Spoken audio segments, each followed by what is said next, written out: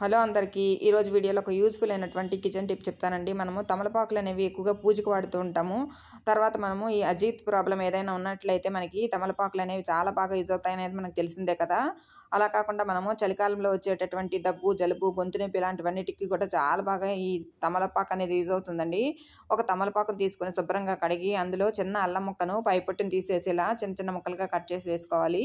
తర్వాత ఒక వెల్లుల్లి రెబ్బను తీసుకొని ఇలా పైపొట్టును ఒలిచేసి చిన్న చిన్న ముక్కలుగా అది కూడా ఇలా కట్ చేసి వేసుకోవాలి.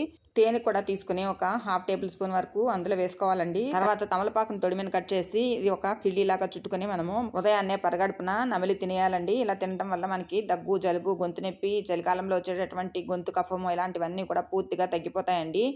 ఇలా వారానికి 3 సార్లు కనుక చేసినట్లయితే చలికాలంలో చాలా మందికి గొంతులో గరగరగా ఉండి చాలా ఇబ్బంది పడుతూ ఉంటారు కదా. అలాంటి వాళ్ళందరికీ కూడా ఈ టిప్ అనేది మంచిగా హెల్ప్ అవుతుంది. ట్రై చేయండి. వీడియో నచ్చితే కనుక ప్లీజ్ లైక్ చేయండి, సబ్స్క్రైబ్ చేసుకోండి.